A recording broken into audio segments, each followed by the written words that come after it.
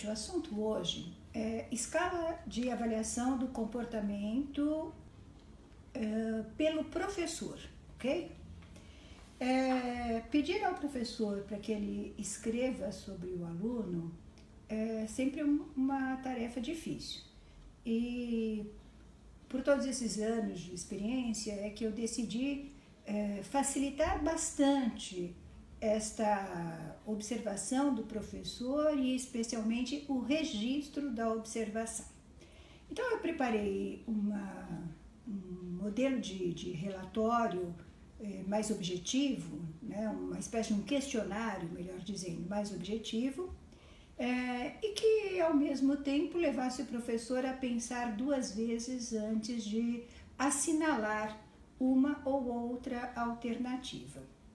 Então, aqui nesse quadro, por exemplo, eu pergunto sobre o comportamento do aluno em sala de aula e solicito que ele assinale uma das alternativas, que referem-se ao grau de intensidade. Então, eu tenho aqui nenhum, pouco, razoável ou muito. Mas eu quero chamar atenção para questões do tipo: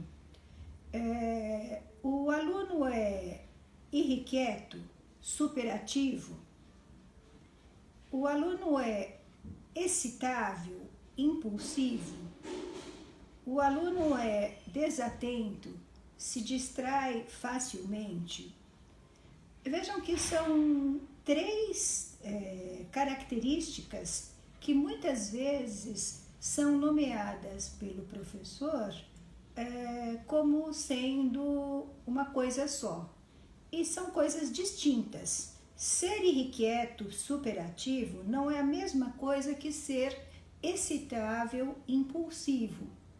E nem tampouco a mesma coisa que ser desatento.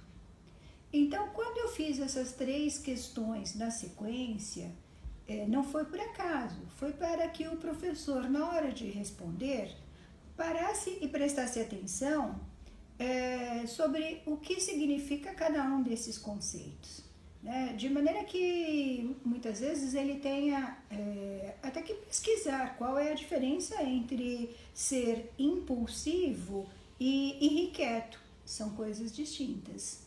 E somente com uma boa descrição do comportamento da criança em sala de aula é que nós podemos concluir os elementos do nosso diagnóstico. Por exemplo, com relação à participação em grupo, eu pergunto: a criança isola-se das outras crianças? Na sequência eu pergunto: parece não ser aceita pelo grupo? São coisas distintas e que merecem uma observação cuidadosa. Uma situação é aquela criança que se isola porque ela, por condições pessoais, não tem disposição para interagir com o grupo. Outra coisa é aquela criança que está isolada porque ela foi rejeitada pelo grupo. Então, mais uma vez eu digo que merece que o professor observe isso atentamente, até para saber qual é a intervenção apropriada. Se é o grupo que rejeita, é uma intervenção. Se é a criança que se isola porque ela não tem disposição para interagir com o grupo, é um outro tipo de intervenção, né? Na sequência, eu também coloco neste quadro onde eu faço questões com relação à atitude da criança em relação à figura de autoridade. E aí eu pergunto: desafiadora, teimosa? Pois essas características muitas vezes são tratadas como sinônimos, e não são sinônimos. Ser desafiador é uma coisa, ser teimosa ou ser teimoso é outra coisa. E também aqui, como eu já disse, existe aqui graus de intensidade que devem ser pontuados pelo professor, né? Ser desafiadora um pouco, dependendo da idade, é normal. Ser desafiadora muito, muito provavelmente não seja normal em idade escolar nenhuma, né? Continua no próximo quadro perguntando sobre o comportamento geral da criança. Eu pergunto, tem dificuldade em brincar quieta? E vocês podem me perguntar, mas como é que é brincar quieta? Pois é, tem brincadeira que exige que você fique quieto para brincar. E mais uma vez, a minha intenção é que o professor pare para pensar sobre isto. Pensar sobre, existem situações lúdicas na sala de aula, nestas situações lúdicas, o comportamento desse aluno é um comportamento apropriado? Pois, mais uma vez, eu quero reforçar, existem brincadeiras em que você precisa de muito entusiasmo e de muito movimento. Em contrapartida, existem outras que requerem muita concentração.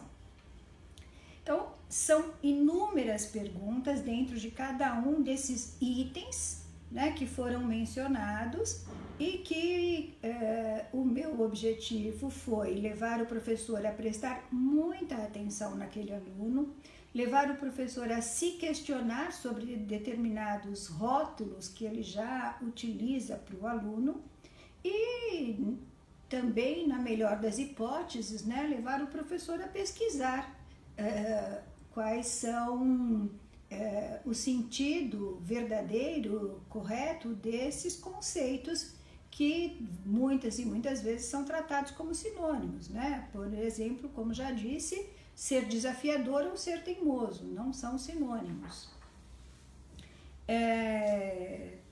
Também com relação à questão de outras observações dentro de um quadro, então, onde eu faço perguntas mais gerais, eu pergunto, por exemplo, se essa criança apresenta uma comunicação verbal clara e concatenada.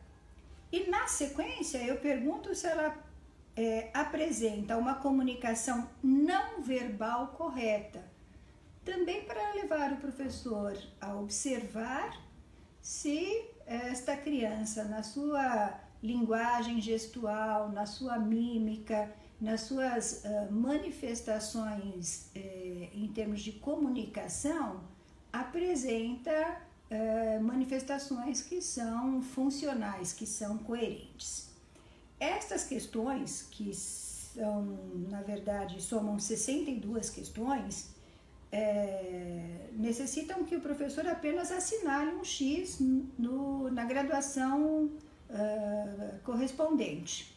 Porém, cada uma delas exige do professor que ele pare, pense e que ele volte a observar aquela criança, aquele aluno, para responder com mais precisão. Depois destas questões que necessitam apenas da colocação de um X, aparecem outras questões onde o professor vai escolher, dentre diversas alternativas, uma que melhor se ajusta às características daquela criança, bem como informações sobre a vida escolar dessa criança em anos anteriores, que é bastante significativo até para o professor pensar na sua participação naquele problema que aquela criança ou aquele adolescente vem apresentando na sua disciplina. Então, se eu tenho a informação de que nas demais disciplinas o aluno apresenta um bom comportamento, apresenta um bom desempenho acadêmico e na minha disciplina existe uma total indisposição, é importante eu procurar encontrar a causa desta problemática na minha própria prática pedagógica, né? E assim eu prossigo aqui com várias perguntas que muitas vezes me chegam sem respostas, mas que depois, numa oportunidade, eu volto à escola e complemento esse questionário com o professor.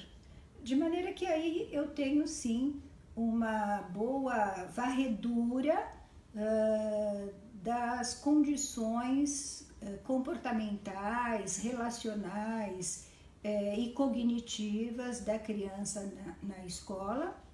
E mais ainda, né, garanto que o professor tenha olhado para esta criança com mais atenção. Então, esse é mais um dos instrumentos que eu fiz questão de compartilhar e que é fruto de uma experiência de mais de 30 anos.